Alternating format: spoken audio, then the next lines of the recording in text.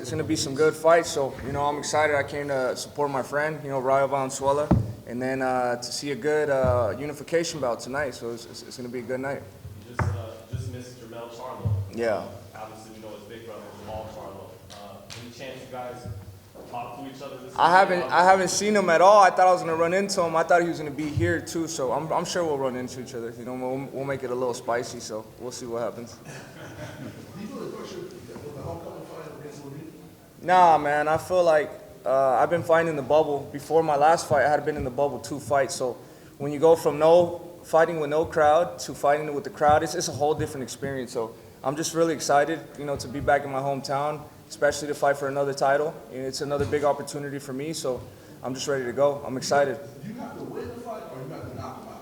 Just win it, beat the head race, regardless of how it is, or you have to knock him out to the stage. So with every fight I go into, I want to either get a knockout or a stoppage. I think I have 5 straight stoppages, since I came back from my suspension. So that's the plan. I want to go in there and I want to give it. I don't want to leave any doubts in any of the fighters or not any of the fighters, of any of the fans that I won the fight. So the stoppage is always the main thing I'm going for. Do you see this fight going past 6 rounds?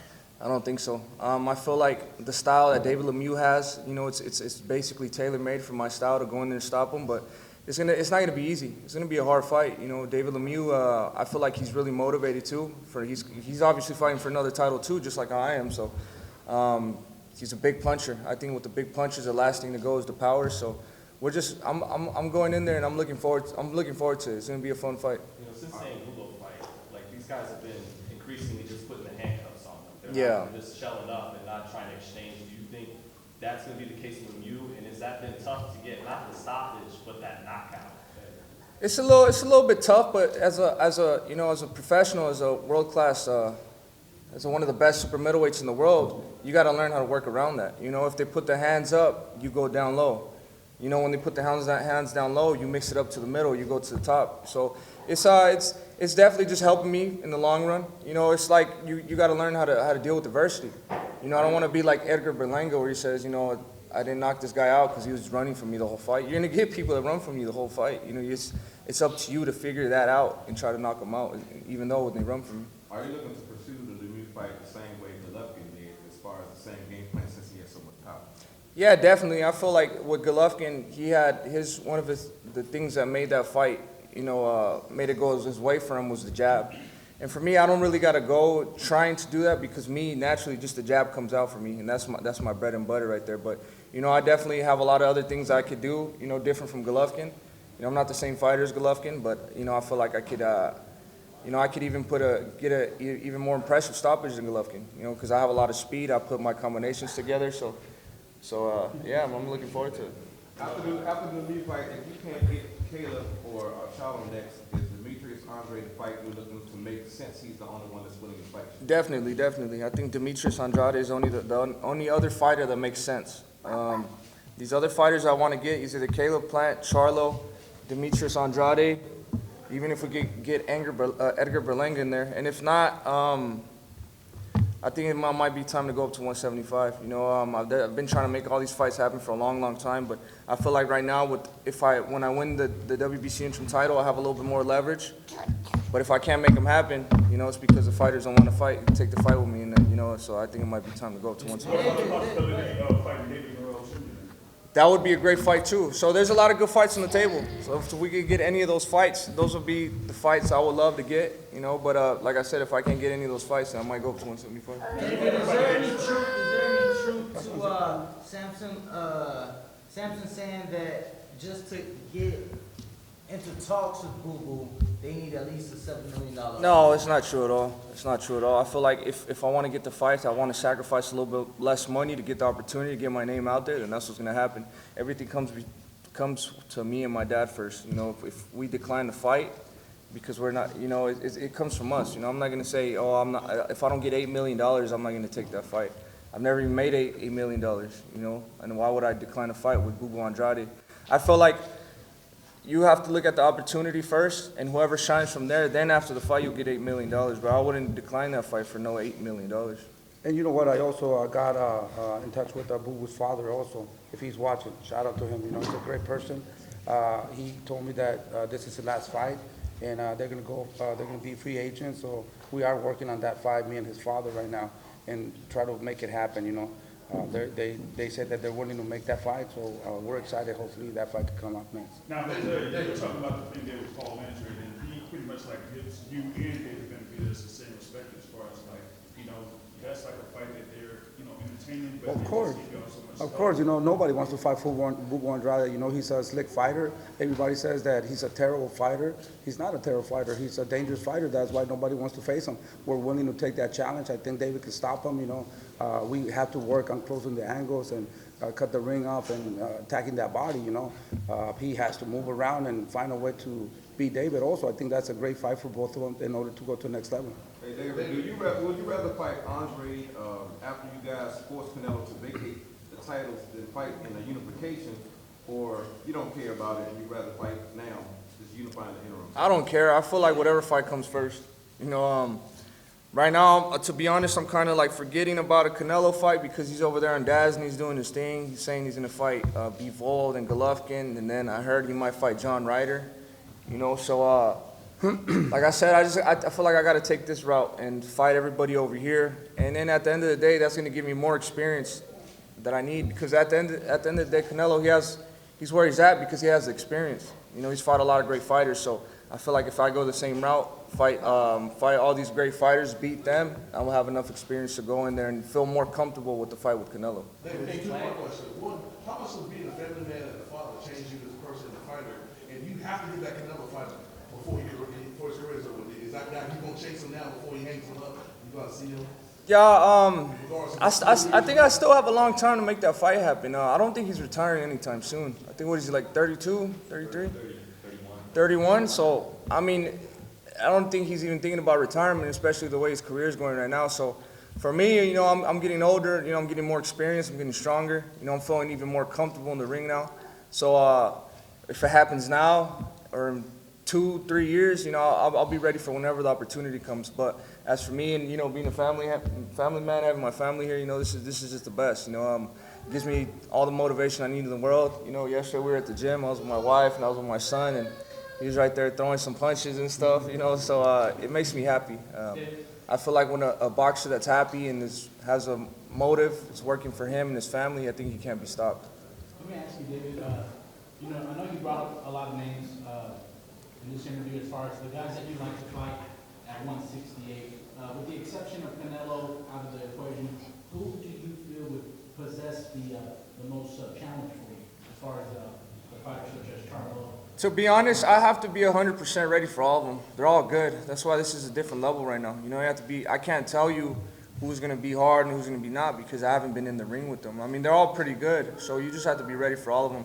And you can't go into a fight thinking that this fighter, he's not going to hit hard or he's not going to be fast. Because sometimes you go in the fight thinking like that, you might get surprised. So I feel like everybody I go in the ring with, I got to be 100% ready for. Do you think, That's what I was going to bring up right now. The fight that we really want, that we really worked so hard for it, and I did talk to Luis de Cuba's, Caleb Plant's manager. He says that I'm not David's manager, that I'm just a trainer. I am David's manager, and I did reach out to Luis de Cuba's to make that fight with Caleb Plant. We were talking, Caleb Plant, Luis tried to do the best to make that fight. We were working on it, and he declined. He says that he wants to fight the best. He wants to fight whoever's up there. He wants to get up in the top right away. Why not make that fight? It doesn't matter what happens with David. David's only 25 years old. Why not fight in September? Why not fight in December? Pick the day, whatever day you want, Stop making all the excuses and let's make it happen. That's the fight we really want to do with Caleb Plant. So whatever happens, I'm pretty sure David's going to come victorious on May 21st. Let's make that fight happen with Caleb Plant.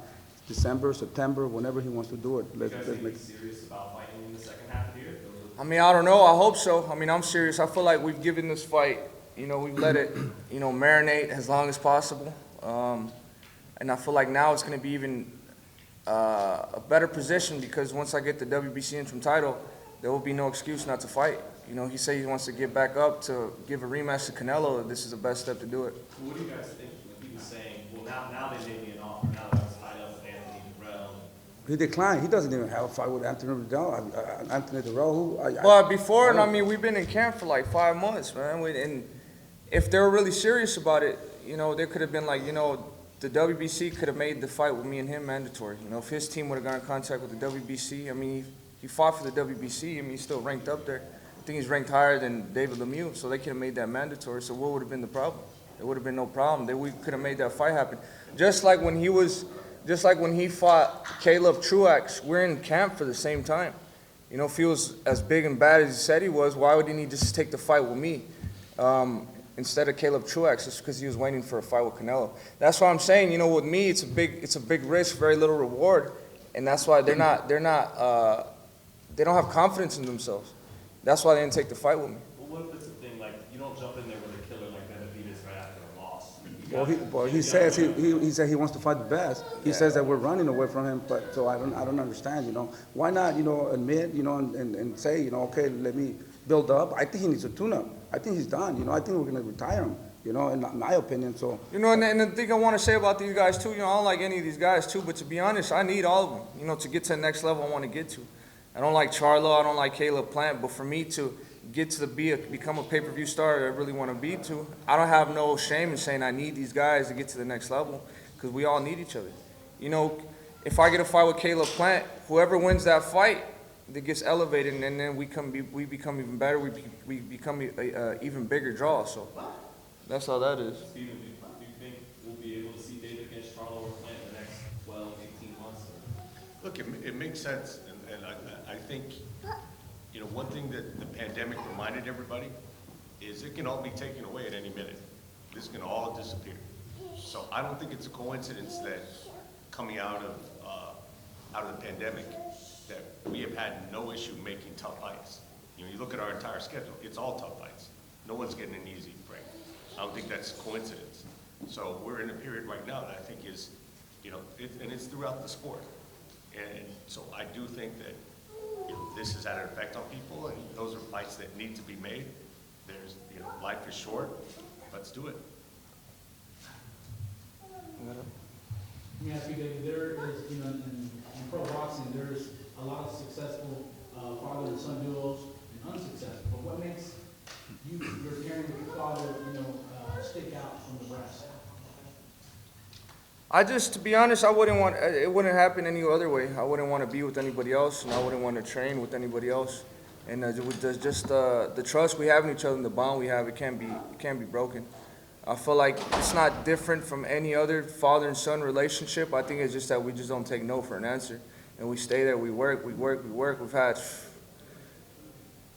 thousands of hours training in the gym, you know, thousands of sparring sessions. Like literally, I've been training since I was 2 years old. And it's just, you know, I feel like we always had it in our mind that if it wasn't going to work out, it wasn't going to work out. But at least we trained as hard as we could. At least we knew we put everything into it. And to this point, everything has been good, and we're still going. We're getting stronger. We're getting better, thinking better as a team. Everything is getting better. So let's just keep it going, and that's how it is. Jose, why are you never over the top about your son? There's a lot of fathers like, my son would knock out Sugar Ray Robinson. You know, but you mean you always believe he'll win the fight, but never like over the top. no, you know, I have a lot of respect for everybody. Everybody's a dangerous fighter, man. You know, you can't just say I'm gonna go and knock these guys out. You know. At the end of the day, you know, it's just whoever comes best, you know, and my job is to get prepared and get ready for that day, you know, and try to focus and get the discipline that we can just to come 100%. And I believe that I haven't done anything yet. We're barely touching the surface, you know, so we have to keep working hard, and we got to stay focused and disciplined, and that's my job, you know, to get up every day and keep doing what we've been doing, you know. And I think too, it's not that easy to knock everybody out like that. You know, so people say that, oh, I'm gonna go in there, not. But if you do everything right, you know, I feel like if you don't put that pressure on yourself, if you just go in there, do everything right, follow the game plan, the knockout or the stoppage comes by itself. You got guys like Rolly and other guys. Oh, I'm gonna knock this guy out first round. That's just putting way too much pressure on yourself. You think there's any chance he does? Hell no. Hell no. If he knocks him out, it's not going to be in the first round. I don't even think he'll get close to knocking him out, but it'll be a good fight. I feel like Rolly, he's the type of fighter that if things don't go his way, he'll try dirty tactics. But I think Gervonta Davis is just too good of a fighter all around to even him. We never even seen him be hurt. You know, so how is Rolly gonna go in there and knock him out in the first round? Now, David, you had your fight against Davis last year, which was in the state of Arizona. It was a very good crowd for that. You had your brother there also fighting.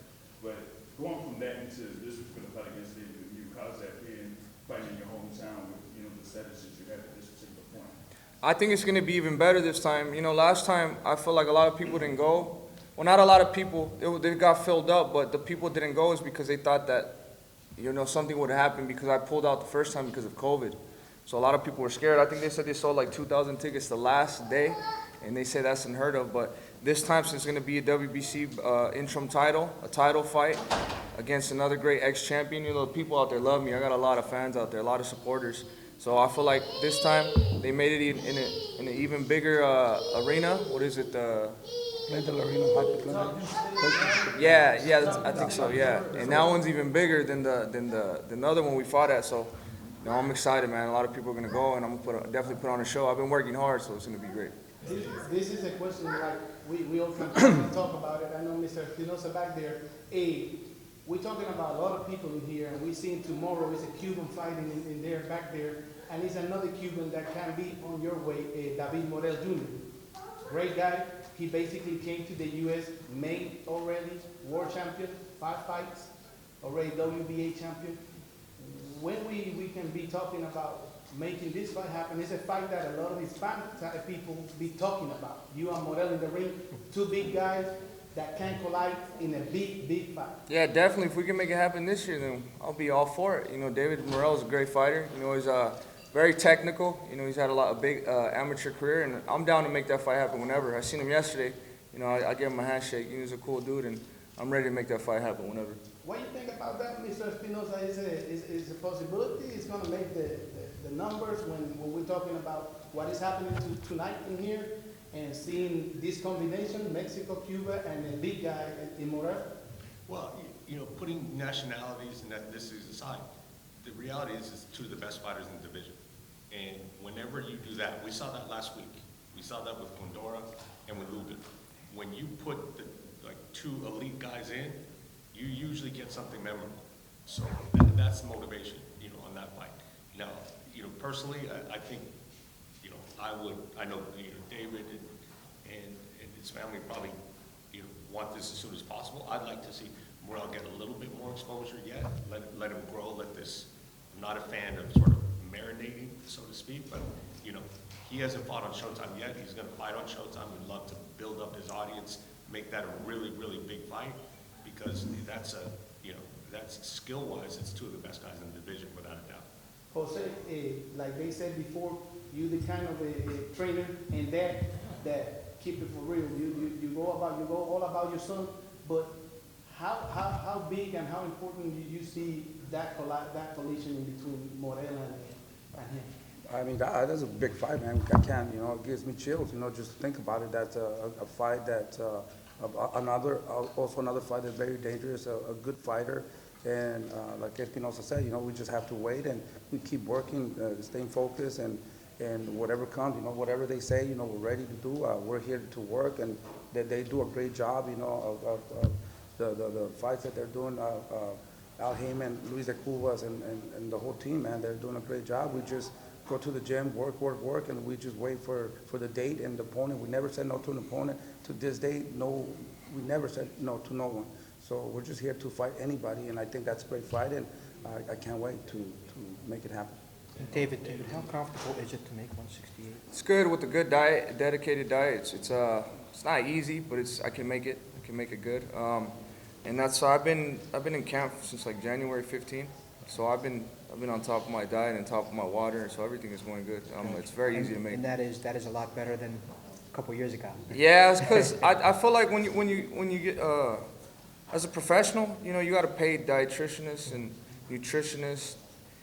All this stuff costs a lot of money. That's why a lot of people don't know how to cut weight sometimes, because you got to pay, you got to see the formula and see how it comes out, and sometimes it doesn't come out cheap. You know, a lot of these nutritionists, they don't want to show you everything for free, so you got to be with them for like 1 or 2 years and then see how everything goes, and then you just follow the steps down like that. You know, it's very easy. It's in the morning, everything has to be at the same.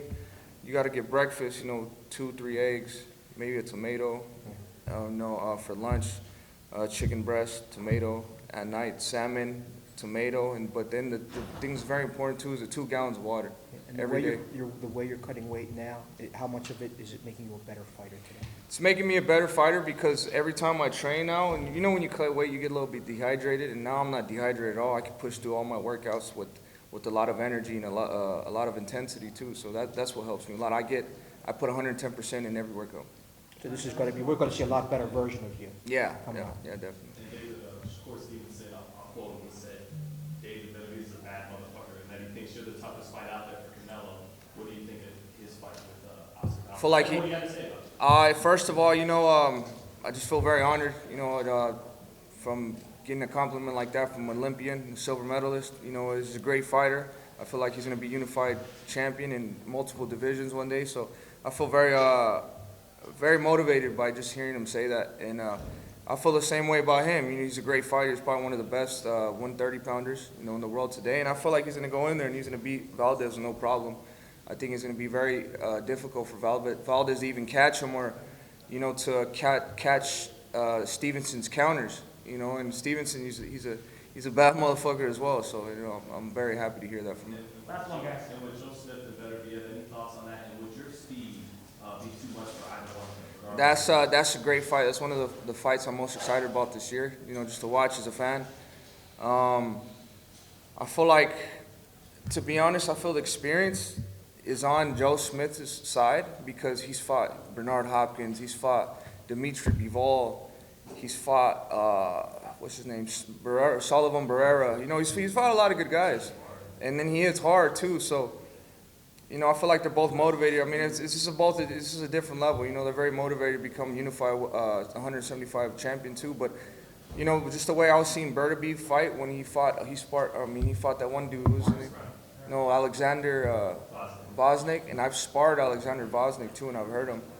So, just seeing that he had a success with Benavidez makes me think, what if I go up there? Now I'm sure I could touch, Benavidez for Joe Smith, because I have the speed and I have the power, and I think going up to 175, I'll be even faster and even stronger. And then obviously he's been dropped before, so has that kind of like put an idea like, oh, if Calvin Johnson dropped him, like I could definitely drop him or hurt him? Yeah, definitely. I feel like I could hurt anybody I put my hands on, anybody. But like with knockdowns like that, I don't think, oh yeah, he has a weak chin, this and that, because this is a flash knockdown, to be honest with you. That wasn't his first knockdown. No, it wasn't his first? Oh. He got dropped earlier in his career. I can't Okay, well then maybe he has a, if I catch anybody with the right shot, I could drop anybody.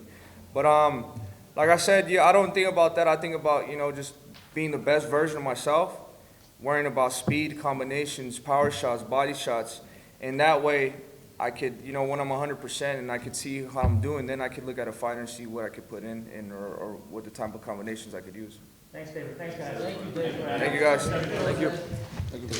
Thank you so much for watching this video, and make sure to subscribe for more videos of your favorite fighters over here on Fight Up TV, and give us a follow online as well at Fight Up TV on Twitter and on Instagram. We appreciate it, guys.